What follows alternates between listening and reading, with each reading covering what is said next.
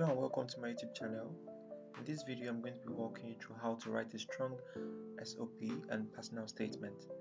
I'll also be discussing why mentioning faculty of interest matters. Let's get started. So our content for today's video include what is a statement of purpose, what is a personal statement, and the comparison between the statement of purpose and other documents. Next, we'll be discussing why faculty of interest matters and examples of how to mention them in your application. Finally, we end with the next steps for you to take, the common mistakes to avoid, and key tips, so make sure you stay tuned to the end of the video. What is a statement of purpose? By definition, it's an academic focused essay. It highlights your research interest, your academic preparation, and why the program fits. It includes your past research, your skills, your career goals, the faculty that you want to work with. You think of it as your academic resume in a narrative form, and the goal is to show why this particular program is good for you. Up next, you have your personal statement. By definition, it's a story-driven essay. Your background is shown, values, your motivation, your experiences. It includes your life journey, challenges you've overcome, diversity, personal inspiration that has shaped you to be the person that you are, a strong applicant that is virtually seated in front of the applications committee. Think of it as why you care about your field and what has shaped you as a person. The goal is to show why you are a good fit for the program.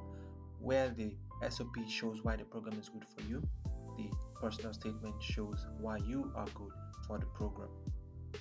SOP versus other documents. Think of the SOP as why the program is good for you, like I said already. The personal statement as why you are good for the program. Your CV lists your achievements from your education to your projects completed, to your research experience and what have you. Recommendations, very important, preferably written by professors at your most recently completed institution. You need to have at least one strong letter. So say the supervisor for your undergraduate thesis, for instance, could be the best bet if you're applying straight out of undergrad, or one of your professors at master's level. Then you could have other supporting letters, usually between 2 to 3 per application. Why mentioning faculty of interest matters. First, it shows that you've researched the program. In a pool of applicants, you want to show that you've done your homework. It simplifies things a lot for the admissions committee. It makes the job better to find out that you are a good fit for the program. It also signals clear academic alignment. When you mention this particular professor because of this thing that they're doing, it shows that you are interested already, and then when you get admitted, you can hit the ground running. It also indicates, by consequence, who could supervise you. When you're already interested in a specific work that a professor is doing, it shows that if they are available to take in more students and they take you, they could potentially be your supervisor. Committees are looking for fit, not just grades. That is very important. Learning in school as a student is different from research as a PhD candidate, right? Two different things entirely. So it's not enough that your grades are great. It is much better when you do your homework, when your application shows that you're committed and you can do research. Examples of how to mention faculty of interest in your application, particularly in your SOP. I want to work with Prof X. This is a bad way to frame things. It's a bad way to present your case in your SOP. You could instead say, I'm drawn to Prof X's work on this, which connects with my final year project, or my research interest, or my research experience on that. This is a good way to put your foot forward in your application. Adding context is more valuable than mentioning several professors, right? And finally, don't be biased toward popular faculty. Newer faculty are more likely to be involved in research. This is very true because popular faculty may not be doing research actively. Maybe they're more invested in administrative tasks at the moment, and then the newer faculty are more likely being involved in lots of research.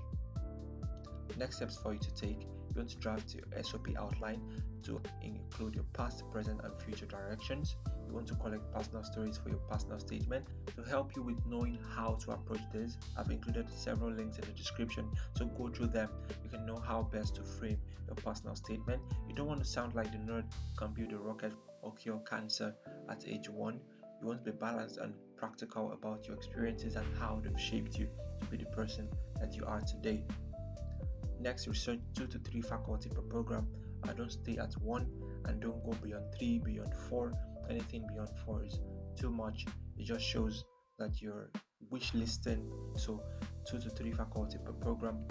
Finally, use my CV workshop and timeline resources. Link is in the description to prepare for your applications. Common mistakes to avoid when making these applications.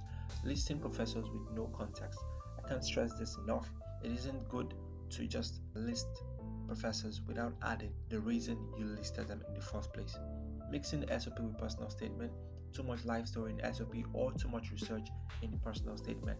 In the instances where the school tells you to write just one document and it's called the SOP, then read carefully the prompts, because in some cases the SOP and the personal statement are combined. However, if they are not, be careful to write them appropriately.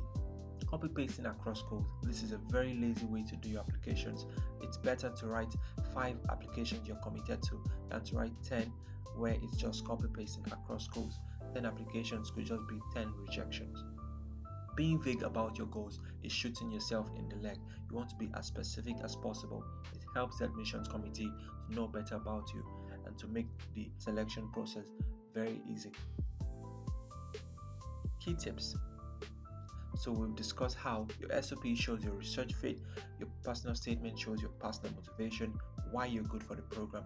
You need to mention faculty with depth, not just their names. Start early, revise often. I'd recommend revising your documents 2 to 3 times before the submission at least. Ask mentors for feedback. And speaking of asking for feedback, a very good way to ask for feedback is by dropping a comment in the comment section or reaching out to me on my social media handles at Joseph Fatoyi for LinkedIn, at _Joseph Fatoyi for Twitter, and on YouTube, Joseph Fatoyi Official. See you next time.